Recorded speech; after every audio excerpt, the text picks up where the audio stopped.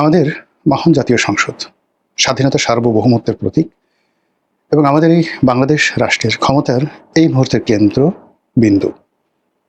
যেহেতু parliamentary form of government আমাদের দেশে প্রচলিত, সেই কারণে এখন এই মেম্বার অফ পার্লামেন্ট বা এই পার্লামেন্টের যে হাউস, এখানে যারা যান প্রায় সবার সঙ্গেই আমাদের রাষ্ট্রের যে মায়া, মমত্ব, প্রেম, ভালোবাসা, আবেগ, অনুভূতি, মানে এটা এমন একটা পর্যায়ে কেবলই মাত্র আপনার মধ্যে যদি দেশপ্রেম থাকে তাহলে আপনি বুঝতে পারবেন যে এই পার্লামেন্ট ভবন আপনার কাছে কেমন লাগে। আমাদের এই পার্লামেন্ট ভবনের সামনে যখন আমাদের জাতীয় পতাকা পথ পথ করে উঠতে থাকে, আমাদের এমপিরা যখন এখানে বিতর্ক করেন, এখানে ঢুকেন, এখান থেকে যখন কোনো আইন প্রণয়ন হয় এবং সেই আইন যখন সারা বাংলাদেশে বাস্তবায়িত হয়, এর সঙ্গে একটা হৃদয়ঙ্গম সব মিলিয়ে যে বাঙালির ইতিহাস, ঐতিহ্য সব কিছু এখানে এসে এমনভাবে মিলিত হয়েছে, যার সঙ্গে আপনি যদি একটা মানুষের যে মাতৃগর্ভ, মানুষ জন্মগ্রহণ করে, তো মাতৃগর্ভ যেভাবে তার কাছে পবিত্র, তেমনি বাঙালির ইতিহাস, ঐতিহ্য, গণতন্ত্র, স্বাধীনতা, মুক্তিযুদ্ধ সব কিছু এসে এই ভবনটিতে একীভূত হয়েছে। তো সেই ভবন গত 2 বছর ধরে নানাভাবে লাঞ্ছিত হচ্ছে, অপমানিত হচ্ছে। জুলাই আগস্ট বিপ্লবের পর বিপ্লবীরা এই ভবনে ঢুকে পড়লেন। তারা এখানে ঢুকে মানে ঠিক শ্রীলঙ্কার কায়দায়, শ্রীলঙ্কার পার্লামেন্ট এরকম হয়েছিল কিনা আমি বলতে পারবো না, সেখানে শ্রীলঙ্কার প্রেসিডেন্টের বাসভবনে বিপ্লবীরা ঢুকে পড়েছিল। আবার আমাদের যে পার্লামেন্টের যে পবিত্রতা, যেটার সঙ্গে ব্রিটিশ পার্লামেন্টের তুলনা করা যেতে পারে, তো সেই ব্রিটিশ পার্লামেন্টে কখনো কোনো বিপ্লবীরা গত 800 বছরে ঢুকেছে, এমপিদের চেয়ারে বসে পায়ের উপর পা তুলে মাইক ঠেক সব ছিঁড়ে নিয়ে গেছে, এরকম দৃশ্য আমার জানা নেই। কিন্তু গত 2 বছর আমাদের এই পার্লামেন্টটিকে নিয়ে ঠিক ওইরকম কিছু একটা হয়েছে। তো আমাদের পার্লামেন্ট হাউস, সেখানে আশেপাশের যে স্থাপনা, তারপরে পার্লামেন্ট হাউসের মধ্যে স্পিকারের বাসভবন এবং প্রধানমন্ত্রীর বাসভবন কাছাকাছি, ওখানে শেরেবাংলা নগরের অন্যান্য যে সকল স্থাপনা, চন্দ্রিমা উদ্যান, এই পুরো যে স্ট্রাকচারটি পাকিস্তান জমানাতে যে তৈরি করা হয়েছিল মূলত একটা ভাব এবং গাম্ভীর্যকে ফুটিয়ে তোলার জন্য। এবং এখনো পর্যন্ত আমি বিশ্বের অনেক দেশের পার্লামেন্ট দেখেছি, বাস্তবে দেখেছি এবং যাকে বলা হয় ছবিতে দেখেছি। বিশ্বাস করেন, এক অনন্য স্থাপনায়, তারপরে মাধুর্যে, সৌন্দর্যে আমাদের এই পার্লামেন্টের সমকক্ষ আমি কোথাও দেখিনি। তো সেই পার্লামেন্টে এইবার একটা অদ্ভুত ঘটনা ঘটল। আমাদের পার্লামেন্টের যে দক্ষিণ প্লাজা, যে দক্ষিণ প্লাজাকে আমরা মনে করি আমাদের সব কিছুর একটা এক্সট্রিম। যদি এই দক্ষিণ প্লাজায় কারো জানাজা হয়, এমপির জানাজা হয় বা অন্য কারো জানাজায় যদি এখানে দেই, তাহলে ধরে নেওয়া হয় যে এটি আমাদের জাতির পক্ষ থেকে সর্বোচ্চ নিবেদন। এই দক্ষিণ প্লাজায় যখন কোনো অনুষ্ঠান হয়, সেটি জাতীয় অনুষ্ঠান, আমরা ধরে নিই এটির মান, মর্যাদা, সম্মান আমাদের সর্বোচ্চ, আমরা যাই হই না কেন সেটা সর্বোচ্চ। তো সেই জায়গাতে কখনো কোনো বিদেশি রাষ্ট্র, কোনো রাষ্ট্রদূত, কোনো রাষ্ট্রীয় অনুষ্ঠান আমি অন্তত পক্ষে দেখিনি। আবার এই ধরনের পার্লামেন্টের চত্বরে, সেটা ভারতের পার্লামেন্ট হোক কিংবা ইংল্যান্ডের পার্লামেন্ট হোক, আর অথবা ক্যাপিটাল হিল, ধরুন ইংল্যান্ড মানে আমেরিকার, তো যেখানে সিনেট রয়েছে, কংগ্রেস রয়েছে, যদিও তাদের সিনেট এবং কংগ্রেস ব্রিটিশদের মতো নয় বা আমাদের মতো নয়, ওখানে প্রেসিডেন্সিয়াল ফর্ম অফ গভর্নমেন্ট, সেখানে রাষ্ট্রের প্রায় সমস্ত ক্ষমতা কেন্দ্রীভূত থাকে প্রেসিডেন্টের হাতে। আবার কত যে শহরগুলোতে পৌরসভা রয়েছে, সিটি কর্পোরেশন রয়েছে, তো সেই শহরের মেয়রদের হাতে সকল ক্ষমতা কেন্দ্রীভূত থাকে। তো সেখানে সিনেট যারা আছেন, সিনেটের যারা সদস্য, সিনেটের তাদের কিছু ক্ষমতা থাকে, কংগ্রেসম্যানদের কিছু ক্ষমতা থাকে, আবার প্রতিটা রাজ্যে যে গভর্নর থাকে, সেই গভর্নরের কিছু ক্ষমতা থাকে। ফলে আমাদের পার্লামেন্টের ক্ষমতা যদি ধরেন 100-তে 100, সেখানে মার্কিন কংগ্রেস তাদের ক্ষমতা আছে অনলি 20, অনলি 20। এই কারণে তাদের ক্ষমতাটা প্রেসিডেন্ট, তারপরে তাদের জুডিশিয়ারি, তাদের গভর্নর, তাদের স্থানীয় সরকার মানে মেয়র, তারপরে সিনেট, এই 5টি জায়গাতে সমান ভাগে ভাগ হয়ে আমাদের এমপিরা, আমাদের স্পিকার, আমাদের প্রধানমন্ত্রী, আমাদের এই টোটালটা অনেকটা ব্রিটিশ ধাঁচের মতো। এখানকার পার্লামেন্ট একটা নারীকে পুরুষ বানানো, পুরুষকে নারী বানানো ছাড়া সব ক্ষমতা তারা প্রয়োগ করতে পারে। এবং এখন তার ইচ্ছে করলে জুডিশিয়ারিকে চ্যালেঞ্জ করতে পারে, আরও অনেক কিছু এই পার্লামেন্টে রয়েছে, অন্তর্নিহিত ক্ষমতা। They can do everything. সেই পার্লামেন্টে এইবার দেখলাম মার্কিন যুক্তরাষ্ট্রের যে স্বাধীনতা দিবস, সেই স্বাধীনতা দিবস উপলক্ষে তাদের অনুষ্ঠান এই পার্লামেন্টের দক্ষিণ প্লাজাতে হলো। এখানে লাল কার্পেট বেছানো হলো, এখানে মার্কিন জাতীয় সঙ্গীত পরিবেশিত হলো। এখানে রাষ্ট্রদূত, মার্কিন রাষ্ট্রদূত, তিনি সেই জাতীয় সঙ্গীত, মার্কিন জাতীয় সঙ্গীতের সঙ্গে সঙ্গে just like viceroy, just like president, just like অনেক কিছু, মানে ছোট্ট একটা জায়গাতে প করে বাদ্য বাজাচ্ছিল, কিন্তু যেভাবে তিনি গার্ড অফ অনারের মতো করে অভিবাদন গ্রহণ করছিলেন, মনে হচ্ছিল ওই সংসদ তার, ওই চত্বরের অধিকার কেবল তার।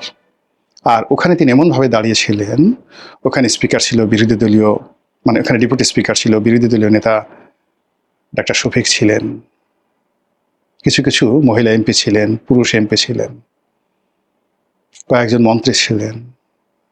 আমার কাছে মনে হলো যে চিৎকার করে কান্না করি। ওই দৃশ্য দেখার পর মনে হলো যে চিৎকার করে কান্না করি।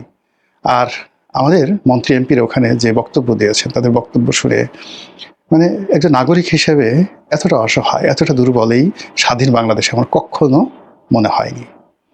আমি যখন প্রথম এই দৃশ্যটা ইন্টারনেটে দেখি, আমি ভাবতে পারিনি যে এটি সংসদের দক্ষিণ প্লাজাতে হচ্ছে। আমি শুধুমাত্র দেখেছিলাম যে বাংলাদেশে সেই মার্কিন যুক্তরাষ্ট্রের জাতীয় দিবস পালিত হচ্ছে, রাষ্ট্রদূত ব্রেন্ট ক্রিস্টেনসেন তিনি অভিবাদন গ্রহণ করছেন এবং বাদ্য বাজছে, জাতীয় সঙ্গীত বাজছে। এটা কোন জায়গাতে এটা আমি বুঝতে পারিনি, কিন্তু এরকম দৃশ্য আমি কখনো ইতিপূর্বে দেখিনি। ওটাই আমার কাছে অদ্ভুত, ভয়ঙ্কর এবং অশনি সংকট বলে মনে হচ্ছিল। একটু পরে যখন আমি দেখতে পেলাম যে এই ঘটনাটা ঘটেছে আমাদের জাতীয় সংসদে, এবং এই ছবিগুলো যখন এলো, তখন আমার যে অনুভূতি, সে অনুভূতি যে এরকম একটা দৃশ্য যদি ধরেন পাকিস্তানের হতো, মানে পাকিস্তানের পার্লামেন্টে হতো, অথবা পাকিস্তানের রাষ্ট্রদূত বাংলাদেশের পার্লামেন্টে হতো, করতেন, এরকম একটা দৃশ্য যদি ভারতের রাষ্ট্রদূত এখানে করতেন, অথবা ভারতের যে পার্লামেন্ট হাউস সেখানে মার্কিন যুক্তরাষ্ট্র করতো বা বাংলাদেশ করতো, এরকম ঘটনা অহরহ দেখলে খারাপ লাগতো না। কিন্তু আমি তো এরকম ঘটনা দেখিনি, কল্পনাও করতে পারি না এরকম একটা ঘটনা হবে।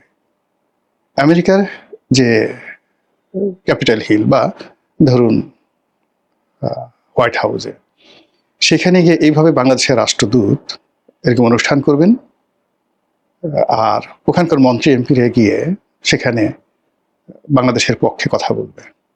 একবার একটু কল্পনা করেন তো, এই কথায় আমেরিকাতে গিয়ে আপনি যদি বলার চেষ্টা করেন কোনো অফিসারকে বা কোনো কাউকে, আপনার 32টা দাঁত চড়াই আপনার দাঁত খুলে ফেলবে, আপনার কান মলে দেবে। আচ্ছা, তোর এত বড় সাহস হলো কি করে?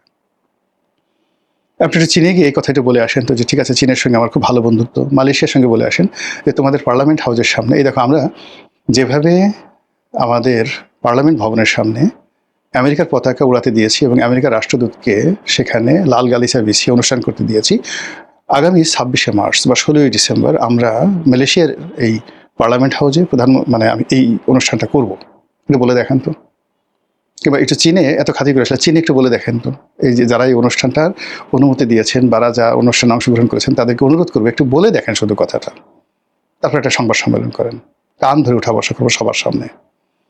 এই যে বাংলাদেশে যে অনেকগুলো ঘটনা ঘটছে, মানে আগে তো কথা হতো সেন্ট মার্টিন নিয়ে, যে সেন্ট মার্টিন নিয়ে যাবে, নিয়ে গেছে, চাচ্ছে, এখন তো দেখি আমাদের নজর পড়ছে পার্লামেন্টের উপরে। এ কোথায় যাই? দুদিন পর আমার মা থাকবে কোথায়, আমার বোন থাকবে কোথায়, আমার স্ত্রী সন্তানরা কোথায় থাকবে, আমার ব্যাংক বিমা কোথায় থাকবে, আমার বাংলাদেশ ব্যাংকের রিজার্ভ কোথায় থাকবে, আমার বিচারালয় সুপ্রিম কোর্ট কোথায় থাকবে, আমার প্রধান বিচারপতি তার এজলাসে কি ঠিকমতো বসতে পারবেন? একই অবস্থা, কারা এই কাজ করল? আমি যে কথা বলবো, আমি এটা আসলে গুছিয়ে কথা বলতে পারছি না। নর্মালি আপনারা জানেন যে আমার ধৈর্যচ্যুতি ঘটে না ইন জেনারেল। এবং যখন অনেক সিরিয়াস কোনো কথাবার্তা বলি, তখন সেই কথাগুলো, সিরিয়াস কথাগুলোর মধ্যেও আমি স্যাটায়ার দিতে পারি। কিন্তু এই ঘটনাটা আমি যে বর্ণনা করছি, বিশ্বাস করেন আমার হৃদয়ের মধ্যে রীতিমতো ধক ধক করছে। আমার চোখের সামনে যখন এই যে আপনাদের সাথে কথা বলছে, আমার দুটো চোখের মধ্যে যন্ত্রণা হচ্ছে। ওই দৃশ্যগুলো আমি বারবার শুধু কল্পনা করছি। আর ওখানে যে সকল কথাবার্তা হয়েছে, যে মুখগুলো দেখেছি। সংসদ চত্বরে আমেরিকার পতাকা উত্তোলন নিয়ে গুরুত্বপূর্ণ তথ্য দিল গোলাম মাওলা রনি। ভোট দিয়েছি, বা ভোট না দিলেও যারা বলছে যে আমরা তাদেরকে ভোট দিয়েছি, যারা রাষ্ট্র চালাচ্ছে, তাদের এই সুমতি কেন এলো না? কেন তাদের মনের মধ্যে এই ধরনের কোনো চিন্তা এলো না? এই ধরনের অনুমতি কেন, কিভাবে দিল? এবং এই ধরনের ঘটনা কোন প্রেক্ষাপটে এলো? কারা এই ঘটনাগুলো ঘটলো? আমাদের এত জুলাই বিপ্লবী, এত মুক্তিযোদ্ধা, আমাদের দেশের এত দেশপ্রেমিক, এত আওয়ামী লীগ, এত বিএনপি, এত জামাত, যারা এই দেশের জন্য বুক ফাটিয়ে ফেলে, কেউ এটা একটু শব্দ করছে না। কেউ একটা একটু শব্দ করছে না। কেন এরকম হলো? এটা কি ধরনের লক্ষণ? এ কিসের প্রতিধ্বনি? এ কিসের আওয়াজ? এ কিসের দৃশ্য? এ কিসের চিত্রপট? এ কিসের কবিতা? এ কিসের সাপদ সংকুল? এ কিসের আওয়াজ? এ আমরা কি দেখছি? কেন এরকম হলো? কারা আমার মাতৃভূমিকে অন্যের হাতে তুলে দিতে চায়? কারা আমাদের দেশের স্বাধীনতা এবং সার্বভৌমত্ব বিকিয়ে দিতে চায়? ৩০ লক্ষ শহীদকে যারা ৩ লাখ বানাতে চায়, ২ লক্ষ মা বোনের ইজ্জতকে যারা, সেই কি বলবো, ছিন্ন পাতা বা ছেঁড়া কাগজ মনে করতে চায়। ওটা ইতিহাস, ছেঁড়া কাগজ ওখানে কোনো ব্যাপার না।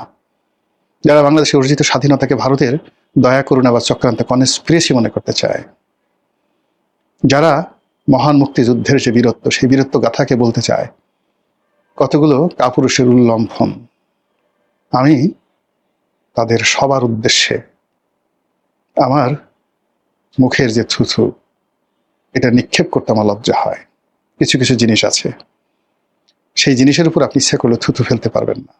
যদি বলা হয় এটার উপর থুথু ফেলো, একটু কল্পনা করেন, সামান্য রুচি থাকলে আপনি, এমন কিছু জিনিস আছে, বস্তু আছে, যে বস্তুর উপর আপনি থুতু ফেলতে রাজি নন। আমাদের দেশের স্বাধীনতা যারা বিকিয়ে দিয়েছে অতীতে, এখন যারা স্বাধীনতা এবং সার্বভৌমত্ব নিয়ে টানাটানি করছে, বিদেশি রাষ্ট্রের হাতে স্বাধীনতা তুলে দিতে চাচ্ছে, বিক্রি করতে চাচ্ছে, বিশ্বাস করেন তাদের মুখের উপর থুতু মারা রুচি আমার নাই, অভিরুচি নাই, ঘৃণার কোনো ভাষা নাই।